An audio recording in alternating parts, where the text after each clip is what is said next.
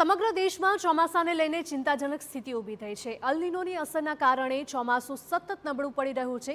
દેશના 70% ભાગમાંથી વાદળો ગાયબ થયા છે।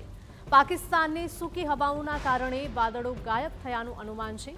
મેદાની વિસ્તારોમાં ચોમાસાની ગતિ ધીમી પડી। માત્ર ઉત્તરાખંડ, પશ્ચિમ બંગાળ, ઓડિશામાં ભારે વરસાદનું અનુમાન છે। તો ઉત્તરાખંડમાં હવામાન વિભાગે વરસાદનું રેડ એલર્ટ આપ્યું છે।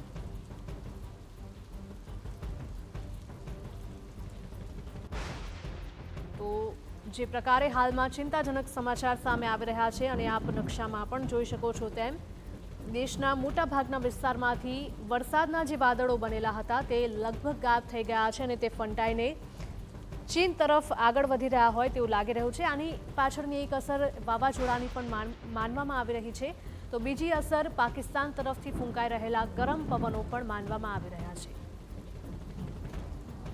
તો દેશના અમુક વિસ્તારોમાં ધોધમાર વરસાદની આગાહી કરવામાં આવી છે।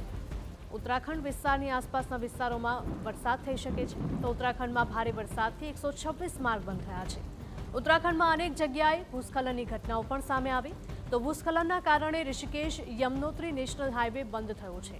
ભૂસ્ખલનમાં અનેક વાહનોને નુકસાન થયાના સમાચાર પણ સામે આવ્યા।